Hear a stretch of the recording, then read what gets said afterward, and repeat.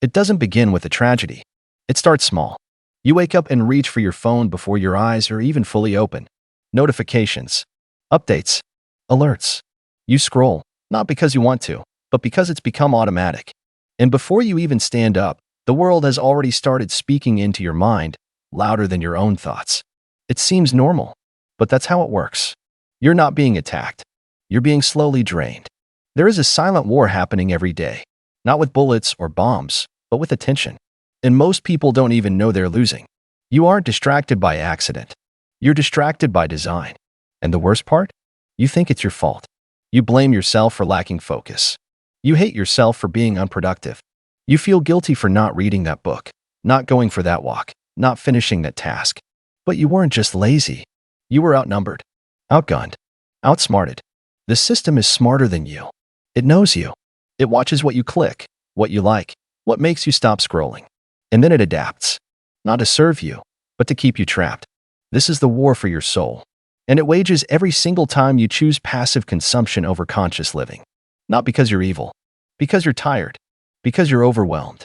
Because in a world this loud, silence feels like death. But here's the truth no one told you. Your soul doesn't scream. It whispers. And if you never slow down, you'll never hear it. The algorithm doesn't want you peaceful. It wants you reactive. It thrives on urgency, outrage, envy. It wants you to compare, to desire, to consume. And every time you give in, you lose something. A piece of your focus. A fragment of your clarity. An inch of your purpose. Not all at once. Slowly. So slowly that you don't even notice it. This isn't just about phones. This is about life. Your habits, your thoughts, your relationships, all rewired by a world that profits from your confusion. Because clarity doesn't click. Purpose doesn't sell. And inner peace doesn't need notifications. So what do? They make everything urgent. Every headline is a crisis. Every video is the truth they don't want you to know. Every scroll brings a new temptation, a new fear, a new desire. But when everything is important, nothing really is. And you forget what matters. You forget how to sit in silence. How to breathe without checking. How to enjoy something without sharing it. How to be present without proving it. You forget how to be human. And in place of that humanness, they offer you substitutes. A highlight reel for real memories. Endless scrolling instead of deep thought. Likes instead of love. Followers instead of friends. And over time, you begin to starve. Not your body. Your spirit. Because your soul wasn't built for constant stimulation. It was built for connection. For creation. For meaning. But when was the last time you felt meaning? When was the last time you created something without thinking about how many views it would get?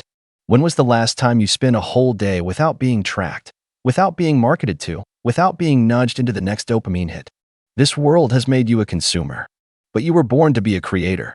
And it doesn't matter how smart you are, how strong, how spiritual, if you don't fight back, you will lose. So how do you fight a war that no one sees? You begin by noticing. Noticing the emptiness after hours of scrolling. Noticing the mental fog after binge watching another series. Noticing how your soul tenses when you wake up and grab your phone before the sun even rises.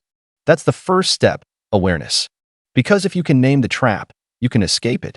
But if you don't see it, you'll decorate it. You'll call it freedom. You'll defend it. You'll become addicted to your own prison. The second step? Reclaim your time. And I don't mean productivity. I mean presence. Time without distraction.